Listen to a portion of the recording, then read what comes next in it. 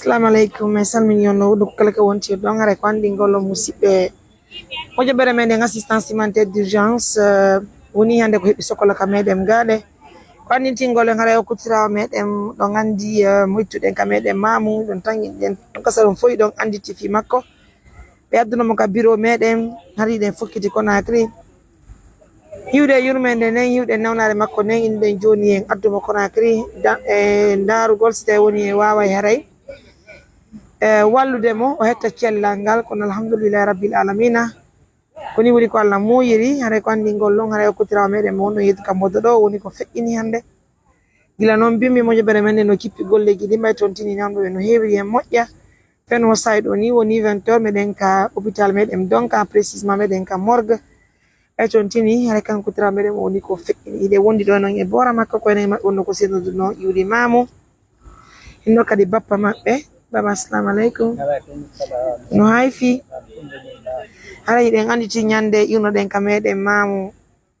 e jemmare iwɗen 3 heures arɗen ka meɗen Conakry e moƴƴoɓere amen nden assistance humanitaire d'urgence mako duno e moɗon haray faali amen ko addugol kañum sagata on dara so tawi woni o hetta e cellal ngal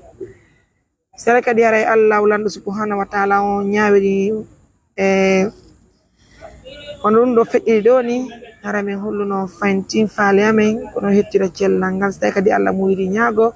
haray koye wonu ɓaawa muyɗi Allah ɗen haray gila arɗen yiɗen kippi kañum kotirawo meɗen mo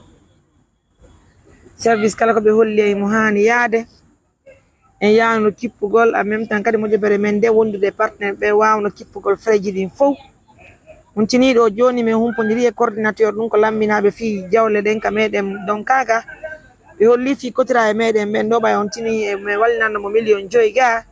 hara examen ji goo waɗali hors hôpital ɗin ɗon kadi yoɓali ko feere kono ɓe holli wondema haray beru komin ñawliɓe ko nga fi o sagata ɗo feƴƴinde ɗo haray ko 500 000 et quelque e ko jonon koɓe humpiti men ɗum ɗon kono ko adi ko minen tori yo muñe batte fatude nden haray yalno ɗon ɓiɗɗo mon o nani haray faali amen wona ɗum ɗo koɗo ko ni Allah woni ko muwiri nani ɗon e jam awa awa men weltanike moƴƴere mon rek min du'anike o min yammiri on min yardike amen on fi Allah hoti annabi onon kadi min andi ko ɓiɗɗo mo yardiremo fi Allah hoti annabi accanon mo hakke beru ko o yangi en ko yangame on yaafu haray ko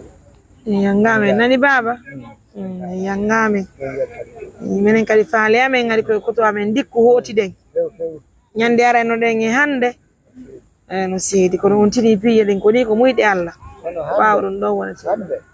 min koko mi anditata ko feƴƴiɗa iniɗa on addanano lammoga haray ɗum woni e suno ɓay o wiyayno ɗan so arno dow ɓe yimɓe ɓe wiyayno si o arno don ka o sellay koko araɓe ko ɗo araɓe kon waɗi si o maayi ɓay noon Allah waɗi o ari barki mo on min weltanike on Allah weltanike on min du'anike on Allah du'anike on yo Allah waɗ barki e moƴƴere nde yo Allah ɓeydu barki ki yo Allah ɓeydu maqamu yo Allah ɓeydu karamu yo Allah ɓeydu hijabu yo Allah ɓeydu sutura yo Allah ɓeydu yeyaltede Allah yo naɓɓiri on yeeso en ɓurki Allah en fatike muraɗo yo Allah waɗu barki e moƴƴere nde yo Allah waɗu barki e moƴƴere nde barki rabbana atina fid dunya hasanatan wa fil akhirati hasanatan wa qina adhaban nar barki Allah marabbi sallallahu alaihi wasallam aray bappa ko ɗum ma ko duɗo nani aw min jarni on barki Allah ay ko kanko woni ko Allah yoɓon ko imo yo Allah ɓeydu pottal ngal yo Allah ɓeydu yurmede hakkudeji meɗen barki Allah subhanahu wa taala koko waɗɗon ɗo ko kanko tun woni yoɓo goɗɗo wata widude goɗɗo ko Allah yoɓa yo Allah yoɓon kuuɗe moƴƴe ɓe ndi yo Allah ɓeydu pottal ngal hakkudeji moɗon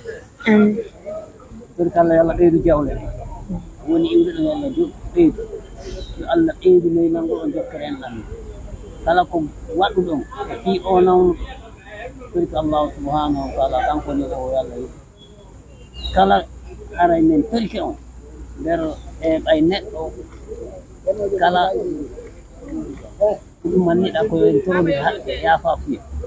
aray menen kadi men perke on sengo ko amen kon on yaaforon sabi Allah son jaahoy ko hawruɓe men o sonja ina sago sonja fu sawna fof fojjinde Allah imba gurdam neɗɗo on koko haɓɓa si yoni ara yoni ɓe moto waaji en Allah koye Allah newinan en gollugol golle ɗe waɗa ina fayne ganduɗa ara moodi bitiɗo men weltan albarka barkal Allah kum hindu moƴƴi amin rabbana amin amin آمين. ربنا لا تزغ قلوبنا بعد إذ هديتنا وهب لنا من لدنك رحمة إنك أنت الوهاب. ربنا اغفر لنا ولإخواننا الذين سبقونا بالإيمان. اللهم آمين. ربنا إنك رؤوف رحيم. رب إنا لله وإنا إليه راجعون. اللهم صل على محمد وعلى آله وصحبه. Ala kono woni baba me weltani ki onani ala yo Allah yafa kañum sagata feƴƴinno yafuɗo mo yafaɓe haray joni faale mon nde no hollirɗon ni ko fiye nattu fure on haray joni min holli partenaire ɓe amen ɓe joni haray hiɗen darde no waɗiren feere no nattiren haray kañum fure on ka meɗen mamu haray menen ɗon andi ka meɗen ko anduɓen ko teddingol mawɓeɓen yurmingol jamaji ɗi wallito tampuɓe ɓen teddinamo ko ba ɓen mawɓeɓen surtout ɓe towa dow ɓiɓɓen si woni ɓe mawɓe makani min faale maɓɓe so tawi woni feere no newi komin nattu haray komin walluɓe no fure on hewtira ka meɗen mamum haray joni holli partenaire ɓe amen ɓe meɗen darde no nattiren kañum fure on hande jemma ɗo e wetude haray en hewtimamo si Allah moyinani haray ko no woni jarama on jarama Allah newinan e yaadude hewtino en e jaam Allah amin amin musidɓe wonɓe sibude assistance humanitaire d'urgence ko andintingol on firaɓe ndingol piji ɗin haray kotirawa meɗen mo woni ko feƴƴini hiɗen tori Allah yo Allah yafumo yafude mo yafaɓe joni hara min weltaniki on musidɓe nden darde no yen nattiren kañum fure on ka meɗen haray joni say jaraydi wassalam